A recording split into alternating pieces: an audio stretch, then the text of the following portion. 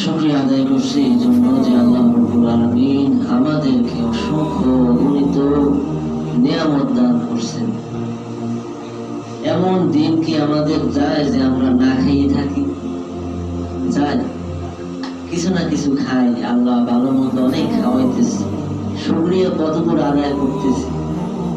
না খাইয়া দিন আমরা এখন পার করি না বললেই চলে। আগে আরো 40-50 বছর আগে ওই চাল দিয়ে ইফতার করছে, আসলে সত্য আপনারা দেখছেন খুব বেশি। আজকে তা লাগে না, আলহামদুলিল্লাহ। এই নিয়ামতের কতটুকু শুকরিয়া আদায় করছি। একদিন রাসূলুল্লাহ সাল্লাল্লাহু আলাইহি ওয়াসাল্লাম গভীর রাত্রিবেলা ঘর থেকে বাইর হয়ে গেলেন। কেন? ক্ষুধার জ্বালায়, প্রচন্ড ক্ষুধা লাগলে ঘুম আসে না। তো তিনি বাইর হয়ে হাঁটতেছেন। কিছু দূর যাওয়ার পরে দেখেন আবু বকর সিদ্দিক রাদিয়াল্লাহু তাআলা আনহু।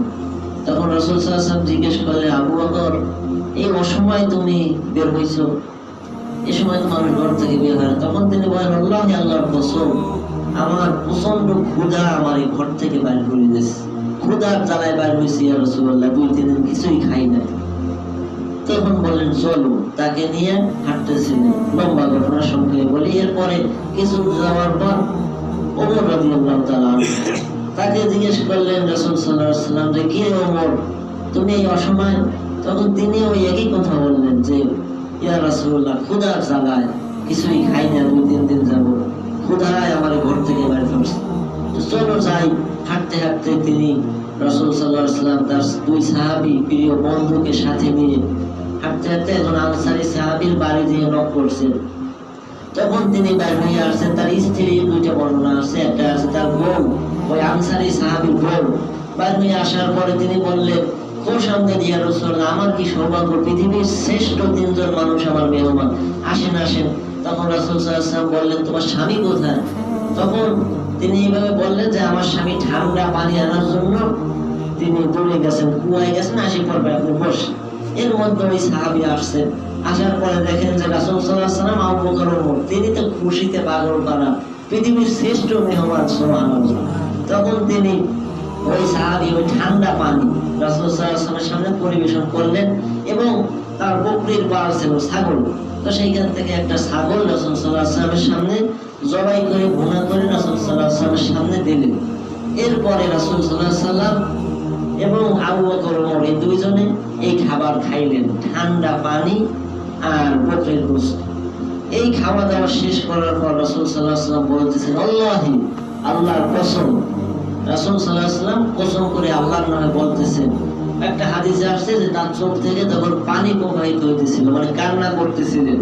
তো তিনি কান্না করতে করতে তিনি বলতেছেন, আল্লাহি, আল্লাহর কসম, সুম্মা লা তুসআলুন্না ইয়াওমাইযিন আনিন নাঈম।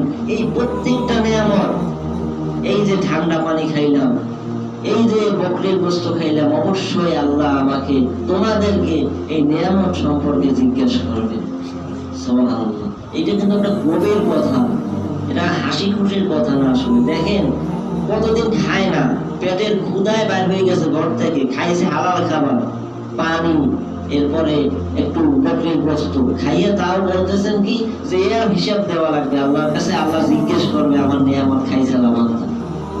এই হলো তাদের বিশ্বাস আল্লাহর উপরে, যে আল্লাহ যে নিয়ামত দিয়েছে এটা জিজ্ঞেস করবে।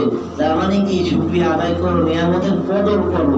2-3 দিন না খাইয়ে, সামান্য খাবার খাইয়েও তারা এইভাবে কদর করছে যে এটা আল্লাহর কাছে জবাব দেওয়া লাগবে।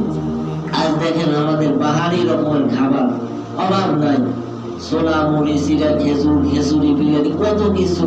ভোর রাত্রে, এই সন্ধ্যা রাত্রে খাবার শেষ নাই, খাইয়া ওটা বদ হজম হইতেছে। আমরা কতটুকু শুকরিয়া আদায় করতে পারছি। এই নিয়ামত যদি আল্লাহ ধরে, একটা ভাতের হিসাব দেওয়ার ক্ষমতা তো আমাদের নাই। এই জন্য অনুরোধ থাকবে, আমরা সবাই এই বিষয়টা উপলব্ধি করব যে খাওয়ার আগে কমপক্ষে আল্লাহর নামে বিসমিল্লাহির রহমানির রহিম খাইয়া যাই খাইলাম, আলহামদুলিল্লাহ, আলহামদুলিল্লাহ, আল্লাহ ভালো খাওয়াইছে, অনেক খাওয়াইছে, আপনি শুকরিয়া আদায় করেন। আশা করা যায় আল্লাহ রাসূল সাল্লাল্লাহু আলাইহি ওয়াসাল্লাম বলেছেন, শুকরিয়া আদায় করলে ওই খাবার হিসাব আল্লাহ নেয় না, আল্লাহ মাফ করে দেয়। সুবহানাল্লাহ। আল্লাহ রাব্বুল আলামিন যেন প্রতিটি নিয়ামতের শুকরিয়া আমাদের সবাইকে আদায় করার তৌফিক দান করেন। আমিন।